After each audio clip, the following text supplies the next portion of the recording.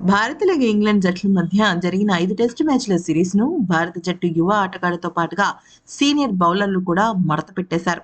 ఏకంగా వరుసగా 4 టెస్ట్ మ్యాచ్లు గెలిచి చాలా అద్భుతంగా రాణించారు. అయితే దీనిపైన మన భారత జట్టు మాజీ దిగ్గజాలతో పాటుగా ఇంగ్లాండ్ జట్టు మాజీ దిగ్గజాలు కూడా స్పందించారు. దానిలో జోస్ బట్లర్ మాట్లాడుతూ ఏమన్నాడంటే, భారత జట్టు సీనియర్ బౌలర్లను చూస్తుంటే నాకు చాలా జెలసీగా అనిపిస్తోంది.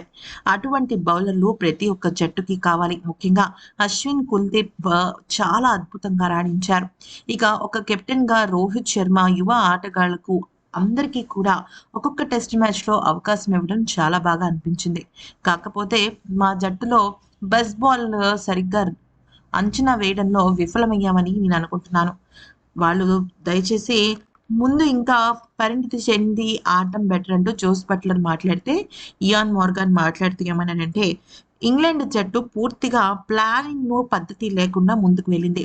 వాళ్ళు ఒకానొక దశలో మేము ఏం చేయాలి అన్నట్టుగా ఆకాశం వైపు బిక్కమొహం వేసి చూసినట్టు అనిపించింది. కానీ భారత జట్టు అలా కాదు. చాలా అద్భుతంగా ప్లాన్ చేసుకున్నారు.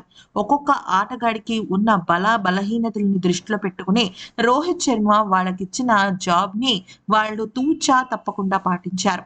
ఇలా ఉంటేనే ఒక జట్టు చాలా ముందుకు రాణిస్తుంది అంటూ ఇయాన్ మోర్గాన్ పేర్కొన్నాడు.